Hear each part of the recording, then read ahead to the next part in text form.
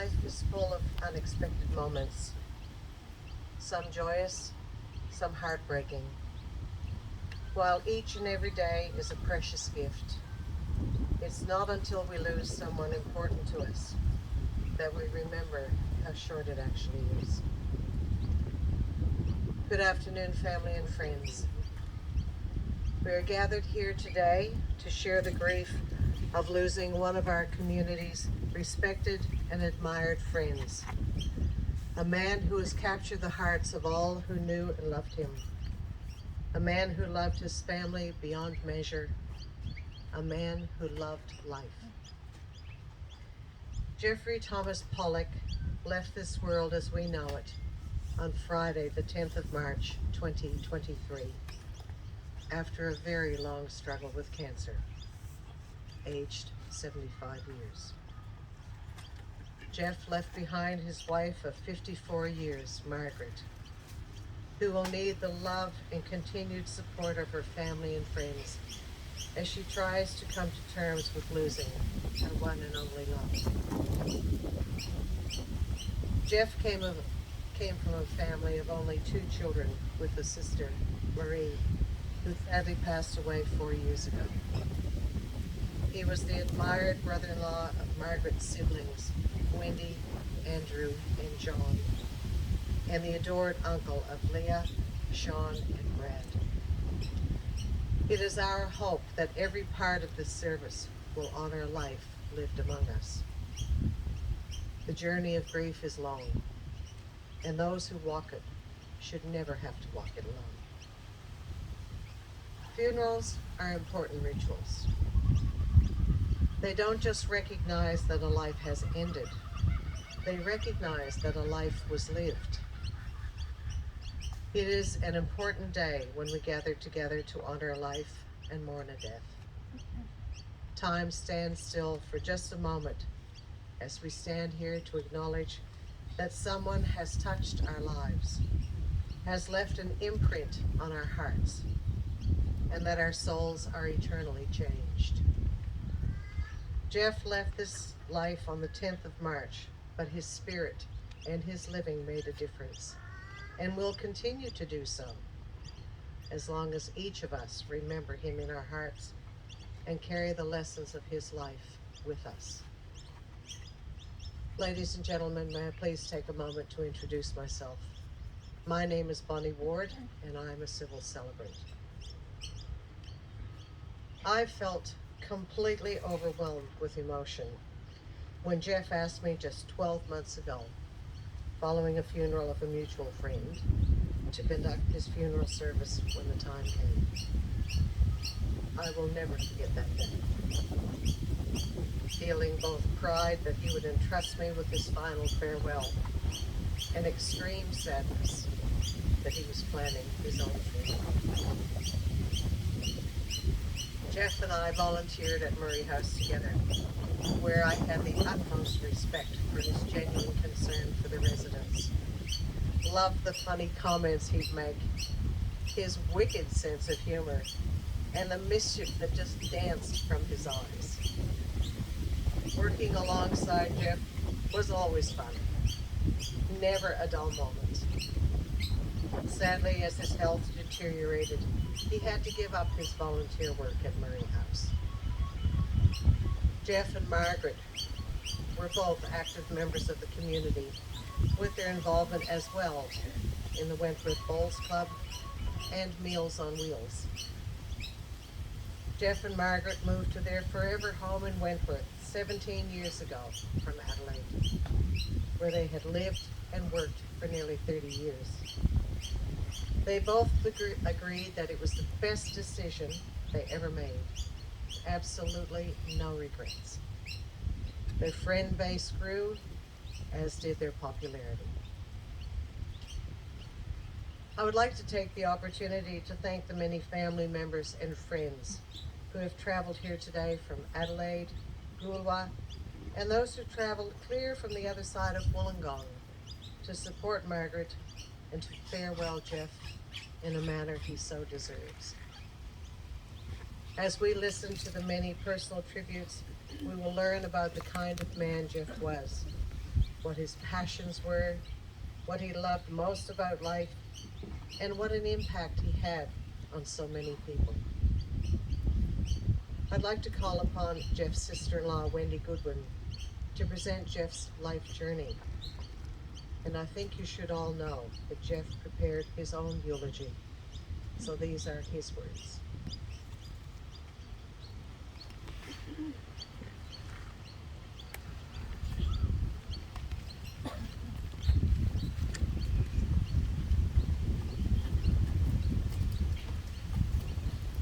I knew Geoff for all of the time, obviously, that he was married to Margaret, and so that spanned the 54 years of marriage, plus a brief 18 months before they were married, and I'll come back to that a bit later. This eulogy was found in a journal that Geoff started writing on the day of his confirmed diagnosis of his cancer. Margaret didn't know about the existence of that journal until after Geoff had passed. There's some very interesting reading in there, and he actually had in his own handwriting written what I am about to read. I was born to such wonderful parents, Mavis and Oon Pollock, a comfortable household as children with Sister Marie. We never went without anything, especially love. As children and younger adults, the Pollock family spent many overseas holidays. After leaving school, I worked for my dad in his business for about 12 years. In that time, I met and married Margaret. I was 21 and Marg 20, who said it would not last. Our marriage was wonderful. No children, but plenty of overseas holidays. The children were replaced with the next door neighbour's kids, and my sister, that's Marie, my sister's children, taking them for sleepovers. We were never lonely. Marg and I moved to Adelaide, where we both worked and enjoyed life. During my later years in Adelaide, I worked for the Salvation Army, opening a cafe, which ended up a roaring business. I even had the privilege of cooking for one of our Prime Ministers, the Honourable John Howard. After Adelaide, we moved to Wentworth 17 years ago, the best time of our lives. Then that cancer pokes its head in and life feels a waste of time, but never. You find real friends. Too many to mention, but here is a few. Annette Green, Sue and Gary Selway, Margot Griffin, Sue and Jim, Leo and Geraldine, and the people who kept in touch with us for the entire ordeal. And not to forget Wendy Broad. Thank you so much. Wendy was always there for us. And the one and only Jo Curvin, my palliative care nurse, who would take me from the dark side and bring in the sunshine. That's the end of what Geoff had written, but there are a few things that I think are also probably of some relevance to his life. And that is, first of all, how he and Margaret met. It was really quite an interesting situation. I had an auntie and uncle who had 3 young daughters, and they had planned a trip to Kangaroo Island. And at the last minute, one of the girls became ill. And my auntie and uncle asked my mother, our mother, if she would be able to fill in and go on the trip because they were going to lose all their money. It was too late to cancel. So our mum went off on this trip with my 2 cousins and my auntie and uncle. And while they were in Kangaroo Island, on I think it was a day tour, our mother met Geoff. And she suggested to Geoff that when they got back to Adelaide, he might like to go with them to see the city lights of Adelaide. So he took up that offer and off they went. Well, it turns out that the brightest city light was Margaret, because Geoff went back to Sydney feeling that obviously Margaret had something on offer. And it wasn't long after his return to Sydney that his parents wanted to meet Margaret and offered to pay the airfares for her to go over to Sydney and meet them, which she did. Well, it seems that the dazzling light of Margaret had been so bright that Geoff was having difficulty in recognising Margaret at the airport, keeping in mind that they'd only sighted each other once. And unbeknown to him, his parents had also gone to the airport, and they ended up saying to Geoff, "Do you think that could be Margaret over there?" Because in Margaret's words, she was saying, "There was I, wandering around lost." So yes, she met Geoff's parents, spent some time there, came back to Adelaide, and then 6 months later, they were engaged. And this was after only having had brief encounters of any, it was long distance sort of communication. So they were engaged 6 months later, and after that, a further 12-month distance relationship went on before they got married. During that time, Geoff did make more than the odd trip to Adelaide, driving on his own from Sydney the whole way, and often with very few stops along the way. So Margaret obviously was an extremely bright light. Geoff mentioned about them having no children, but there being children in their life. And there was one other child, or a special child, in their life. Margaret and Geoff sponsored a World Vision boy called Somi, who lived in Thailand. They met him in person on 2 occasions when they went to Thailand, and I know that was with a real endeavour to see that they could see this child that they were financially providing some support to, because they had to pay for the money for a carer to bring Somi from where he lived to see them, where they were staying. Their sponsorship spanned the period from the age that Somi was eligible to be in the program until he reached the age of no longer being eligible to remain in that program. So that was really quite a lengthy sponsorship, and would have had quite an impact on the life of that child. And as Bonnie has mentioned, Geoff became very engaged in the Wentworth community by volunteering at Murray House, Meals on Wheels and the Bowling Club. He will be sadly missed.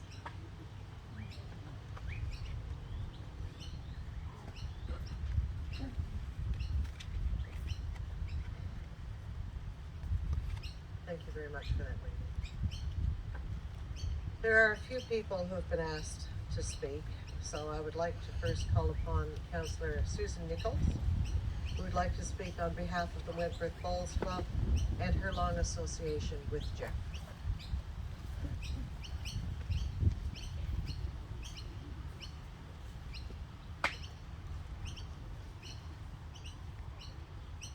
Thank you, Bonnie. Well, first of all, I have to say, Geoff, sorry you lost at the weekend.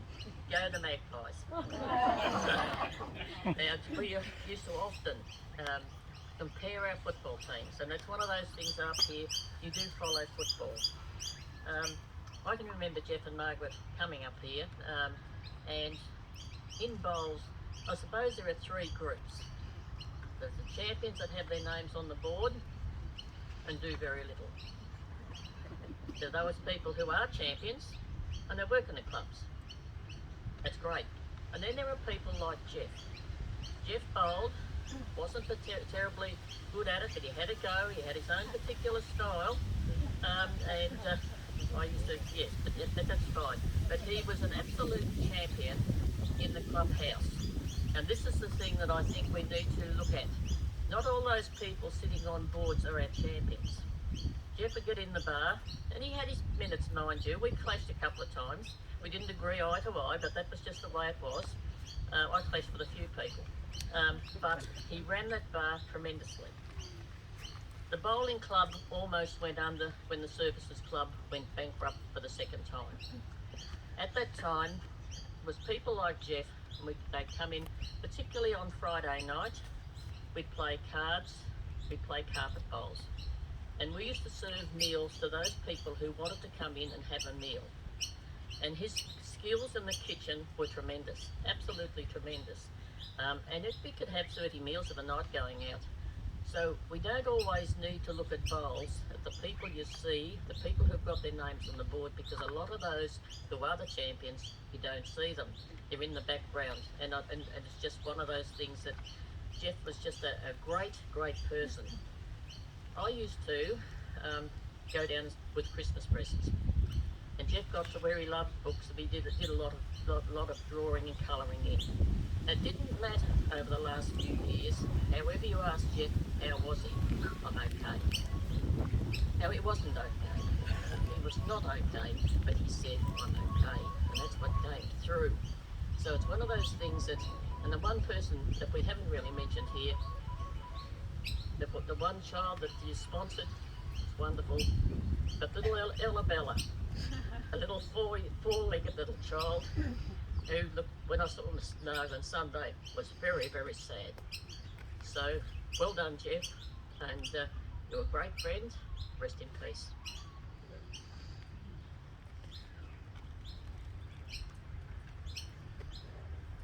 Thank you, Sue. Could I now please ask Jeff's brother-in-law, Andrew O'Day, to give a personal reflection of his life growing up with Jeff.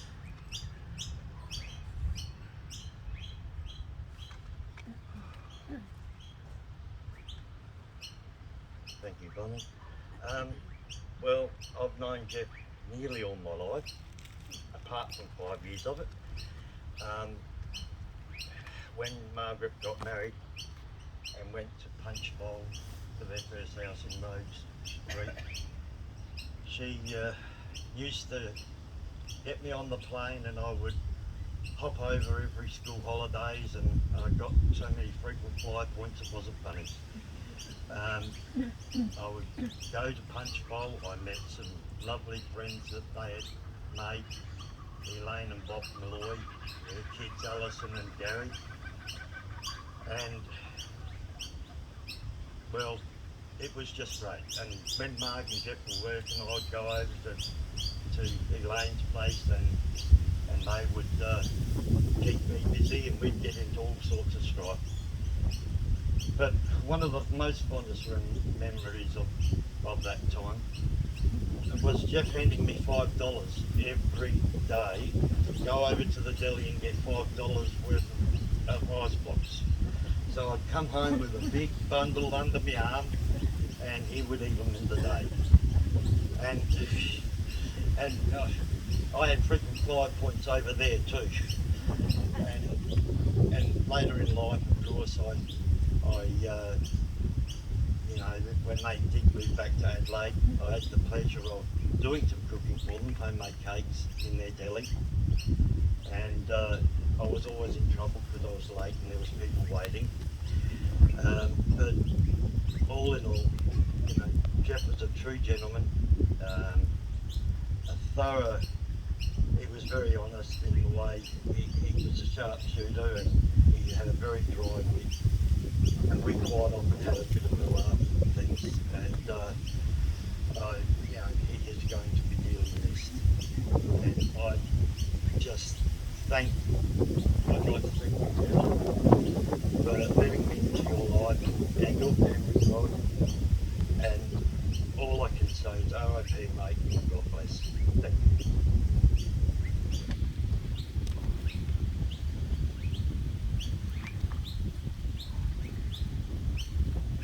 Thank you, Andrew. Jeff liked to write a few things, it's obvious, and he wrote a beautiful poem for the love of his life, Margaret. And Wendy Broad, a very dear friend, has been asked to share those beautiful words with us all. So Wendy, if I could ask you to please come forward to read the poem that Jeff has written.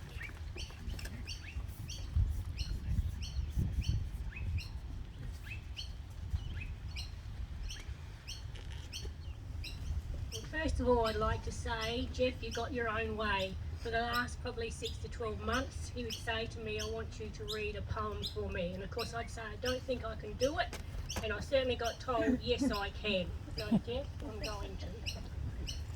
And it is for his love of his life, Marg, and it's called I Am Here. I hate it when you cry, but you don't understand. I'm sitting right beside you. I'm here to hold your hand. I would never leave you. Surely inside you know that I will wait forever, for I love you so. I am here when you are awake. I am here when you sleep at night. Though you do not feel it, I often hold you tight. Sometimes you look so lost, you're staring into space, wondering where I am. I'm in a happy place. Yes, I'm happy. I want you to know that's true, because I spend my days with you. I know you do not see or hear the words I say, but you don't realise I am never far away. I hug you when you cry, I wipe away the tears. I say, sleep tight, my darling, and kiss you on your head. I leave you little signs to know that it is me. So no more tears, my angel, just live the life God gave. I will beside you. Be strong, be proud, be brave. I love you, Margaret.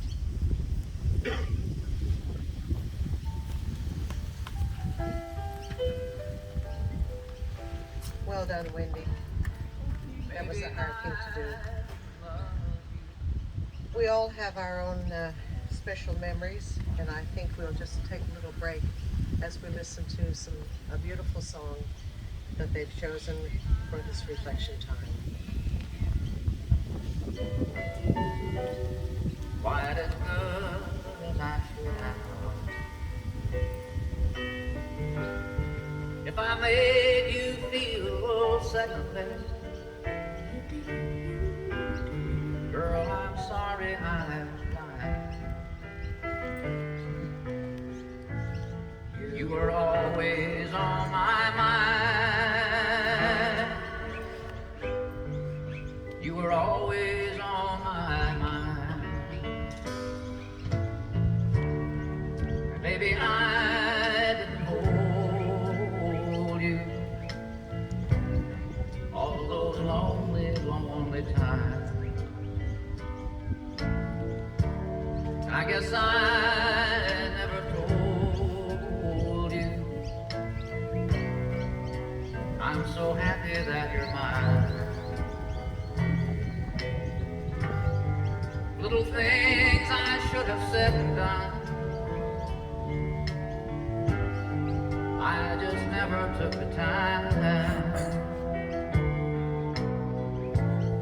But you were always on my mind. You were always on my mind.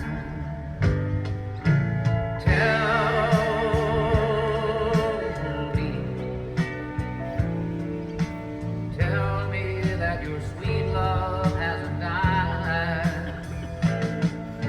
And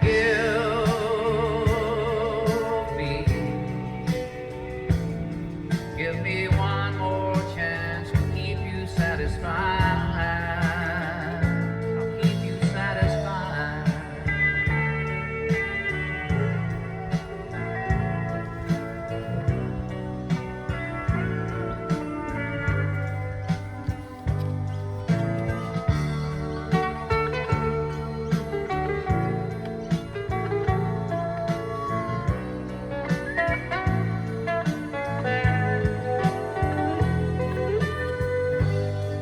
Little things I should have said and done, I just never took the time. But you were always on my mind. You were always on my mind.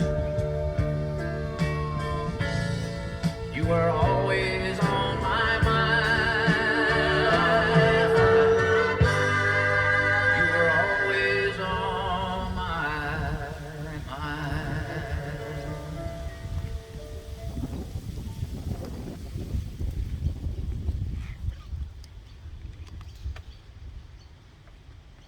We do have one final tribute, but before I call up the next speaker, I would like to convey Margaret's sincere thanks to Dr. Kane Treble, who took Jeff on as a patient and provided such wonderful emotional and physical care for Jeff through his final journey. Joe Curvin has already been acknowledged by Jeff himself for the emotional support and genuine friendship he shared with Jeff. And lastly, Margaret would like to acknowledge the wonderful medical crew from the Mildura Base Hospital who professionally and compassionately cared for Jeff in those last 4 hours of his life. Margaret will be eternally grateful that he was never left alone, not even for a second. They genuinely cared for Jeff. It was mentioned before that Jeff worked for the Salvation Army in Adelaide, and it is my pleasure to call upon his good friend, Sue Kay from the Adelaide branch, to speak to us all now.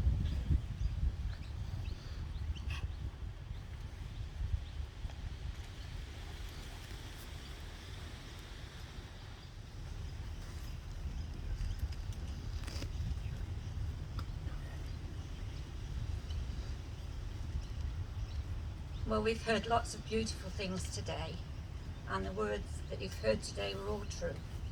Jeff was a most special, beautiful person.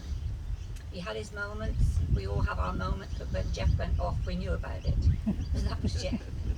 So today it really is my privilege to stand here and help celebrate Jeff's life. I truly believe that from the moment we're born, our lives are just like an empty blank book with lots of blank pages. But as our life begins, we journey away on our life. Those blank pages gradually become filled up. And as we journey along, we meet lots of people, and we become a story in that page. And as we all grow in friendship and love, those pages that get held together by the glue of us. And when Jeff met and married Margaret, you became the solid page and the whole basis of Jeff's world. And you held that whole book together. And he loved you more than anything in this whole world. And you know that. You don't need me to say those words, but it's nice to hear them. So today it's my privilege to stand and just share one page of a book of my life that's in Jeff's book today. I first met Jeff well over 20 years ago at the Salvation Army, and he arrived one day through the doors and asked was there any voluntary work that he could do. So he was brought up to me to my office where I worked in emergency relief, and from there on our life, we just got along so well together that we weren't a very good mix. We were the most difficult people in that building, I think, once we got together to deal with. But he was wonderful. He helped do food parcels with me. He worked relentlessly at Christmas. We worked many hours. Sometimes we would be gathering food for months before Christmas. And we would probably continue working Christmas Eve well into the evening sometimes. But Jeff helped, and he was wonderful at it. He would sit in our foyer for a long time sometimes, talking to people, street people, people that no one else really wants, broken people, sad people, but we picked them up and we carried them, and we loved them. Anyway, our coffee shop was called the Oasis Cafe, and it wasn't doing terribly well at that time. And so Jeff was still working voluntary with us, and we asked him that when the manager left, would you like to take on the coffee shop? He, oh no, I can't do it. We said, you can do it. So he eventually agreed and gave it a try. So with Margaret in the background doing cooking for us and Jeff at the helm, the coffee shop really became a true oasis for our community. It really lived up to its word. And the coffee shop was often filled to overflowing. And once Margaret's fish patties got on the list, well, everybody would ask for these fish patties. We got sick of the word fish patties, you know. But it was lovely to see the place so full all the time. And many of you have sampled Margaret's cooking, so you know what I'm talking about. Oh, this is just hard today for everybody. But my office was the only office in the building with a door that had a revolving door. The other office doors stayed firmly shut all the time, and we'd get told off for laughing in the office sometimes. And I used to say, oh, don't you know, laughter's the soul leaking, so stop complaining, you know. And stealing the chocolates, yes. He had a briefcase in the boot of his car filled with chocolate papers, and he'd say, don't tell Margaret, but she knew they were there anyway, so it didn't make any difference. But when Jeff would come into my office, invariably something would get broken, or he'd touch, or just don't touch anything. And if I got caught out, I'd often say my famous words, touch not, touch nothing. And I'd go out and I'd come back and the Venetian blind would be broken. There'd be a caster off a chair. Oh, heavens, well, the sky was the limit what he broke. And then one time he touched my computer and the whole program disappeared. I said, well, what are you doing? Oh, well, I just wanted to practice my typing. I said, well, don't touch it. Anyway, that was another story. And then he'd buzz off back to the coffee shop and I'd be left to explain why things were broken or why the blinds were hanging off. But anyway, that was okay. It was just what happened. I think the most memorable thing I can say about Jeff was one morning I did arrive at the office, and when Jeff pulled up, we have a big valet parking and he used to park there to unload the goodies Margaret had cooked. And I was in the office and he came in and he said, I think I've had an accident. I said, what do you mean? He said, I think I've had a car accident. I said, well, you've either had an accident or you haven't. What's happened? And he said, well, I parked the car underneath and unloaded all the food. And when I went out, the car was gone. So I said, well, has it been stolen then? And he looked at me, you know, that guilty Jeff face. And I said, well, what's happened? So he grabbed my hand, dragged me down out through the foyer, down the car park, round the corner. There was the car on top of a jacaranda sapling. The car was like that. It ran straight over the tree. It had broken a small tree. The car was up in the air and the tree was jammed underneath. And his first word, well, I just burst out laughing. And his first words were, don't tell Margaret. So anyway, the RAA came and they did a great job. And they cleared the car away. But I don't think I've ever told Margaret to her face about that story. But it didn't come from me.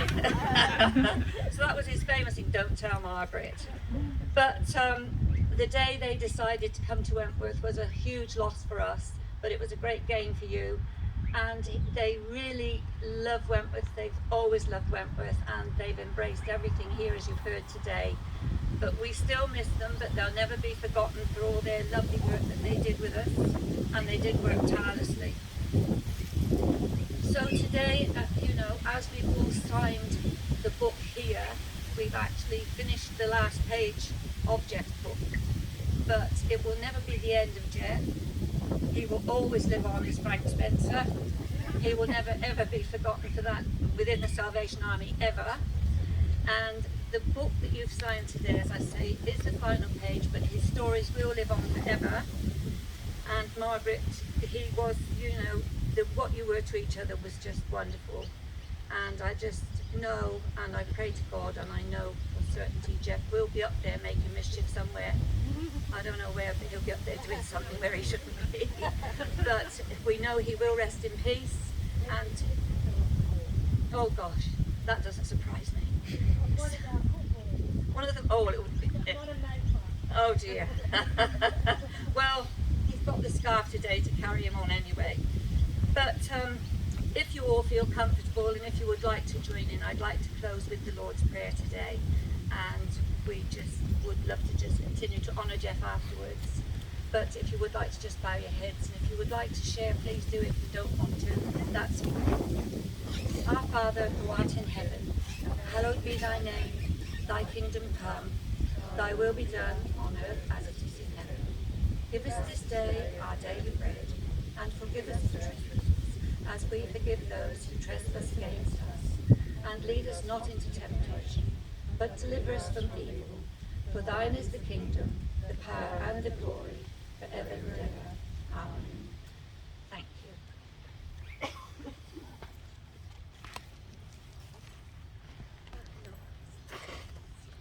Thank you so much, Sue. It's nice to have some really happy memories that we're sharing today as well. As we come to the end of this service, I would like to once again, on behalf of the family, thank you all for your attendance here today, and to extend a warm invitation to you all to join them in sharing some memories over light refreshments at the Captain Sturt Hotel, directly after the service. We acknowledge that grief can affect us all in different ways and at different stages. But I hope that in celebrating Jeff's life, that you can focus on the positive elements, that he was a loving, caring man who created some eventful memories for all of us. In closing, I'd like to leave you to ponder the words from the poem entitled Emotions. Our emotions sometimes take control when we lose someone we love, or when a person that we've cared about is called from up above. There's an aching in our hearts and many tears to be cried. But the tears we shed are for ourselves, for the sadness we feel inside. For you who has passed is not suffering, not in pain, nor full of sorrows. Just gone forward to a beautiful place to spend all your tomorrows. We must realize about those we've loved as a relative or a friend, that although their earthly existence has now come to an end, in time we'll meet them once more, and no reunion could be greater. So for now, we will not say goodbye. We'll just say, see you later. And we are going to have a very special toast to our Geoffrey. So some champagne is going to be passed out. And so in the meantime, we will listen to the song I'll Fly Away while we're waiting for those drinks.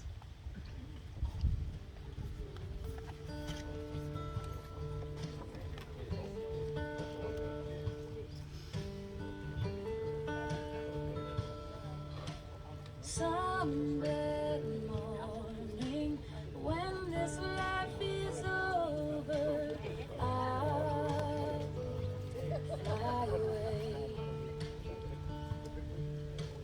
to a home on God's celestial shore.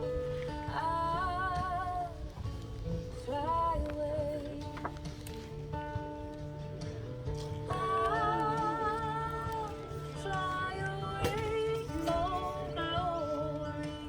I'll fly away in the morning when I die. Hallelujah, by and by. I'll fly away when the shadows of this life is gone. I'll fly away like a bird from these prison walls. I fly. I'll fly away. I'll fly away, oh glory. I'll fly away in the morning when I die. Hallelujah, by and by. I'll fly away.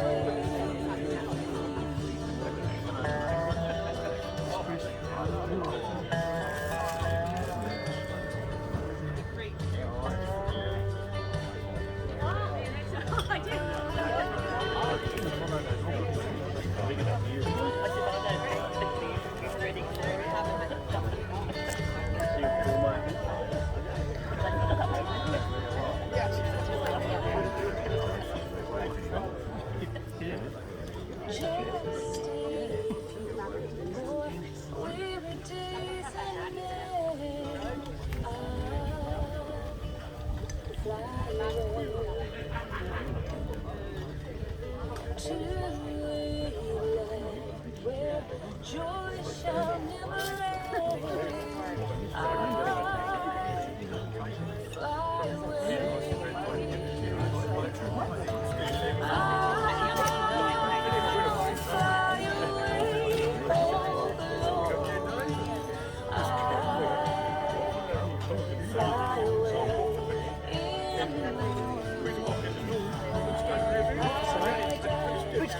You're all good, bunny. Oh, fab bunny. Thank you.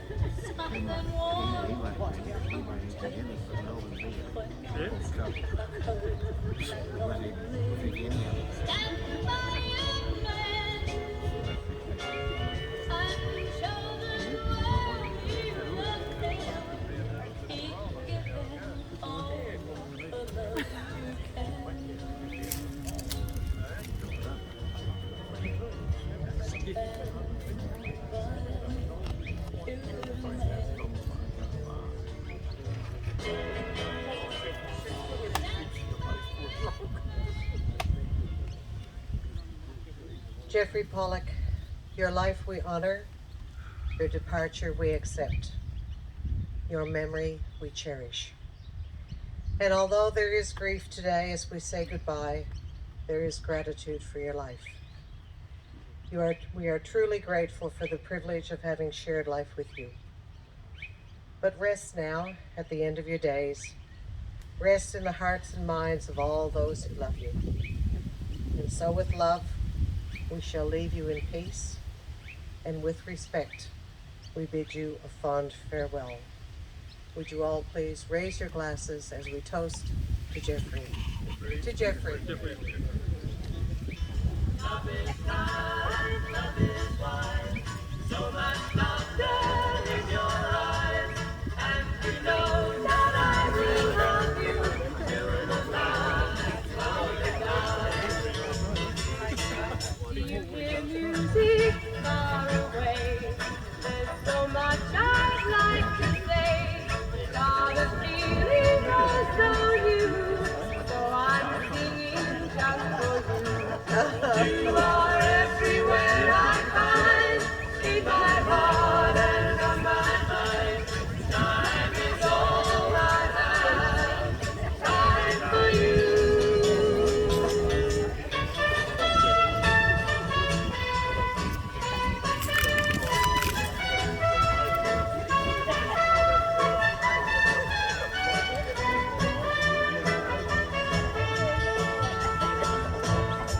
You are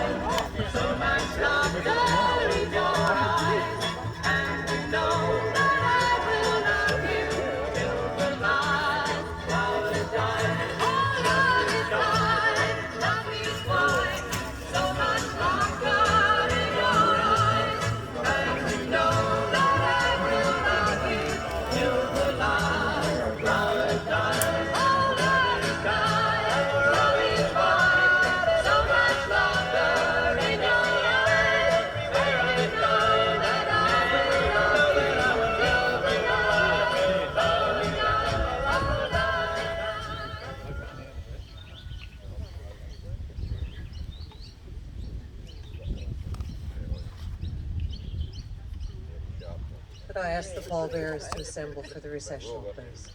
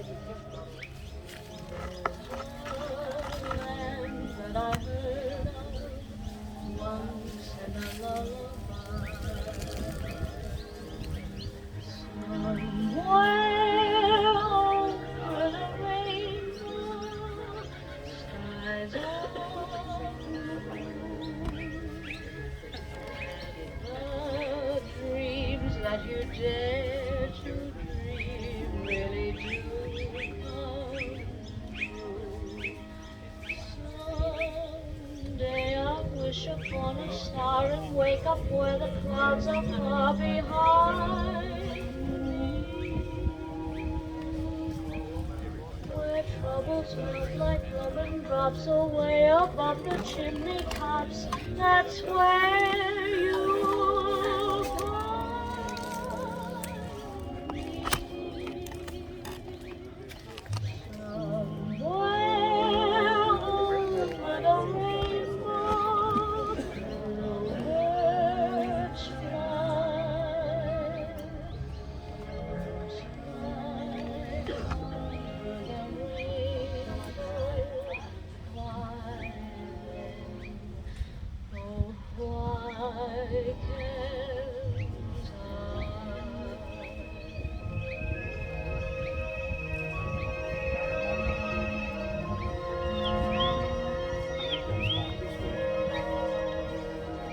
if happy little bluebirds fly beyond the rainbow? Please, if anyone else would like to place a floral tribute, come forward.